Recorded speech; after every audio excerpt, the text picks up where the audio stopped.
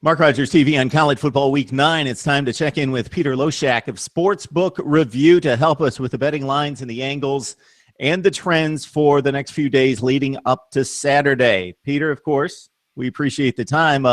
It's getting down to the nitty-gritty. The stakes getting higher each and every week. Let's get to the ACC in a game that maybe at the beginning of the season we wouldn't have considered one of those high-stakes games. North Carolina undefeated in the ACC. Pitt undefeated as well in the ACC. So these two teams, along with Duke right now, own the Coastal. And aside from two very narrow losses early in the season out of conference, wow, they would be college football playoff contenders, but we'll see that down the road. So North Carolina at Pitt on a Thursday night. Yeah. Obviously, both these teams have a lot to recommend them. If either one won, it wouldn't be a surprise. It's just a question of who has really, the matchup edge that's going to come out to make the difference in the fourth quarter and who's going to execute better.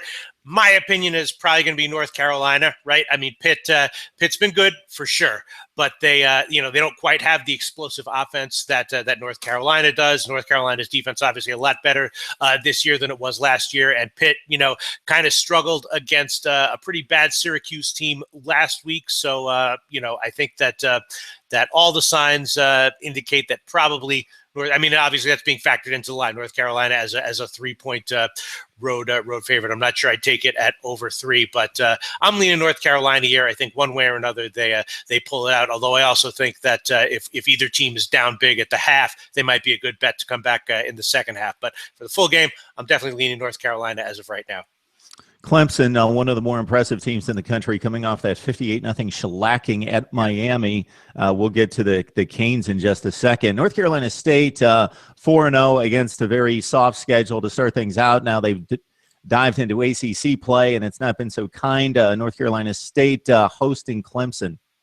Yeah, Clemson actually, their elite play is not a fluke. I've seen some advanced statistics that have them clearly as the top team in the country, and those are statistics that are pretty meaningful. And obviously, last week we just put them on an upward trajectory from that. For me, the play here would be either Clemson or nothing. There's no way in hell, though, I would bet North Carolina State, and I think there are some advanced stats that back that up, and probably going to be a big public play as well. So the line's probably going to climb from where it is now. So if you want to bet it, I'd probably say bet it now. But I think Clemson's the play, although I'm not necessarily going to bet it for sure. Yeah, and I would think we're at a point in the season, Peter, where the advanced stats take a hold a little bit more. Obviously, absolutely. More games under the belt and more games in conference against like teams. Yes.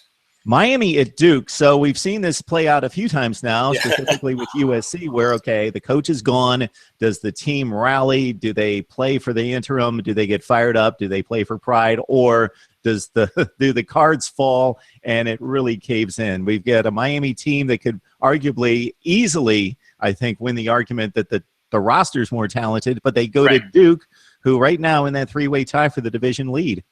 Yeah. Are you seeing a line out for this yet? The last time I checked last night before I went to bed, I didn't see a line at all. So I don't know what the line is going to be. Obviously, if the line is, Duke minus 30, I probably wouldn't take them. But I think that Miami is clearly a mess. This is not the situation. I don't think it's a similar situation to what we saw with USC, where I was looking to start to bet them after the coaching change, or even the Miami Dolphins in the NFL. And also, the quarterback, Kaya, is injured as well. And, when we find out, Kaya's status and how Miami does in this game, maybe we can revisit betting on them in 2 weeks. But as of right now, with the way Duke's playing, Duke in general is a team that's been significantly undervalued for a while now. They're 21-7-1 against the spread over the last 29 games, obviously playing very well right now. So, we'll see what the line is when it comes out. There's no way I bet on Miami here, and I think we revisit Miami after this game. But for this game, for me, it's going to be either Duke or pass, depending on the line. Yeah, that stat's very interesting that they continue to be devalued after 28, 29 games, something in that range. Yep. Things always wild in the Big 12. Our two potential wild finishes for this week would be West Virginia, who's underachieved to a certain extent, gets back into Big 12 play after a week off, goes to TCU to take on the Horned Frogs.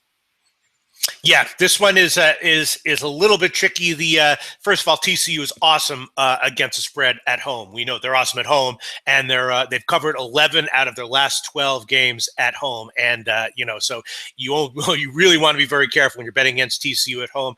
West Virginia getting 14 points with a depleted secondary. I wouldn't want to take them. But over the last 3 years, year in and year out, this matchup always goes down to the wire. So if that happens again, obviously West Virginia would cover.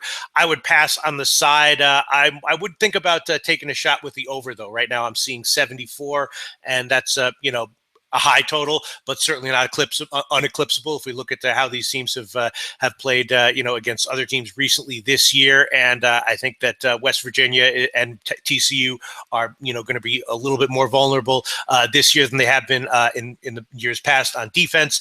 Holgorsen is definitely looking to try to get the passing game up to speed for this game, which it really hasn't been so far this year. But he has a way of working wonders with receivers and with the passing game as the year goes on. So I would take a shot with the over in this one, and I would pass on the side. Oklahoma State undefeated right now with a number of narrow escapes against the mid-tier of the Big 12 and the lower end of the Big 12. Finally dives into the thick of the schedule. We'll find out about the Cowboys. I consider them kind of my mystery team right now, where I don't know how good this team is, but we're going to find out very quickly. Nobody wants to go to Lubbock, Texas. Yeah. Historically, Texas Tech, a 3-point underdog hosting OSU. Yeah, actually, your read on Oklahoma State and this game is exactly my read. It's a pass for me. Recently Oklahoma State has covered. When they played Texas Tech, they've covered 5 out of the last 6 games against Texas Tech. But as we know, Texas Tech has a strong home field edge and is not a team you want to bet against at home, especially as a home underdog. They're calling for a blackout for this game. So as of right now, I could easily see this one going either way, and it's going to be a pass for me. Maybe some other information will come up during the week, and I'll like a side. But as of right now, it's a pass. Peter, I don't know if the numbers support letdown theory and bounce back theory, but with Ole Miss, we've seen it time and time again this season. This can be a really good team. They can be one of the 5 best teams in the country, or they could be pretty marginal. But coming off the big home win against Texas A&M, where they dominated the Aggies, they go to Auburn. Auburn with a big loss on the road in like triple overtime against Arkansas. So we get the Tigers hosting the Rebs. Yeah, this is a tough one because Auburn, has been underperforming so significantly this year. If they bounce back at any time, it wouldn't be a huge surprise. Also, there was a lot of drama with this last year when these two teams played last year, and the Auburn had a similar situation after the Texas A&M game last year, where they let down the next game. They're kind of aware of that, of not letting down this year in the same situation. So I think they're going to be geared up for this game, but I think Ole Miss also outclasses them. On the other hand, you're getting Auburn as a big home underdog. The side would be a pass for me. I might take a shot with the under, though, because I think that Auburn is probably going to, get their game plan pretty run heavy to limit Ole Miss's, offensive possessions. I would take a shot with it. The line's been getting bet up, but my sense is that the under might be a good play. Not a lock, not necessarily a great play, but maybe a solid play. It's right now about 60. Florida took charge of the SEC Eastern Division race early with wins over Kentucky and Tennessee, specifically Treon Harris in the lineup, but we have the one sample size recently. The kid's got experience from last season, but the one recent game against LSU where he performed pretty well in Death Valley. They go to Georgia, the Bulldogs, the Eastern favorite to start the season, really haven't beaten anyone thus far. They've failed in 2 big-time matchups against Tennessee and Alabama, so we've got the annual rivalry with the Bulldogs hosting the Gators. And we've seen in this rivalry in years past that, the current form, recent ATS records, all that stuff tends to get thrown out the window, as it does in a lot of rivalry series. And it certainly has in this one in recent years. Georgia has 4 straight ATS losses. Florida's been very good against the spread this year, but my sense is that at +3, Georgia would be the play. It's not. I feel actually pretty confident in that. Not that there's huge value, but I feel pretty confident that there's small value. They got a very good offensive line play last week. That's likely to continue. Their defense played well. That's likely to continue. And I think that Georgia, if they win the battle of the trenches, which I think is very possible, and the questions with Florida quarterback, they don't have an elite quarterback necessarily leading them here. Georgia getting 3, I think, is a side with small but solid value. For those teams, those people out there that don't pay a whole lot of attention to the Pac-12, other than the big boys, Washington State playing some good football. They're up to 5-2. They pulled off a minor upset at Arizona last week, 45-42. And so they've turned in quite a few efforts that are much better than what we anticipated. But they're going up against the Stanford team that seems to get better every week, seems to be the best team in the Pac-12, and people are really high on Stanford, and they continue. I'm not trying to remember what the line was. I think they were right pretty much on the line last week after winning like 5 consecutive against the point spread. So we got Stanford going on the road at Washington State.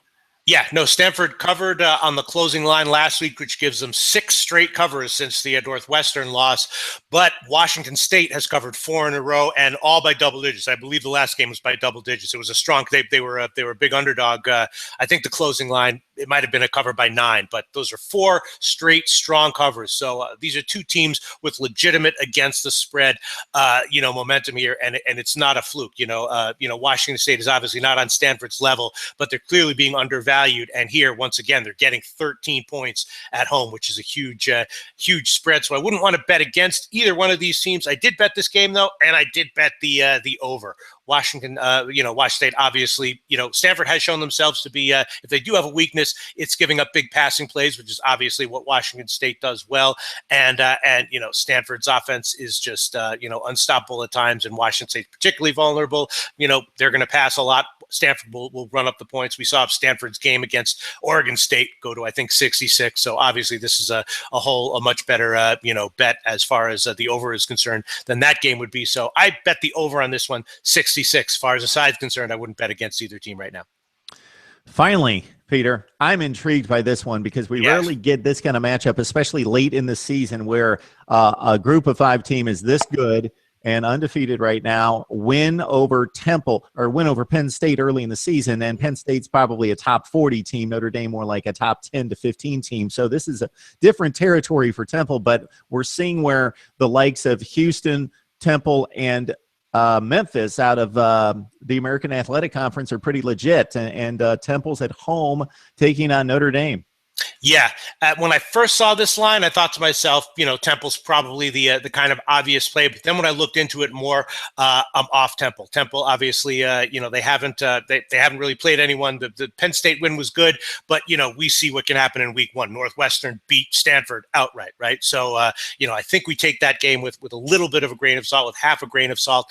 And in general, when you have teams like this, Temple gets it done with defense. They have an okay quarterback, but not a quarterback that can really lead them and keep them up with top teams, teams like Notre Dame. When we see teams with Temple's makeup, getting it done with defense against mediocre teams most of the year, and then they go up against a team like Notre Dame, a lot of times they can't keep up for all 4 quarters. Maybe Temple will be, competitive for 2.5 quarters, whatever it is. Maybe they'll get down early, but my sense is that one way or another, Notre Dame outclasses them. 9.5 is a hell of a lot of points, but I'm not sure I'm going to bet Notre Dame here, but that it's either going to be Notre Dame or pass for me. I just don't think that Temple has the offense to keep up with Notre Dame, and I'm not convinced that their defense is going to be able to be as stout against Notre Dame as it has been against, the other teams they've played this year.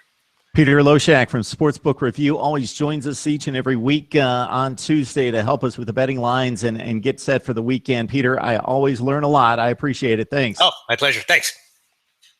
Okay, great. Talk to you next week.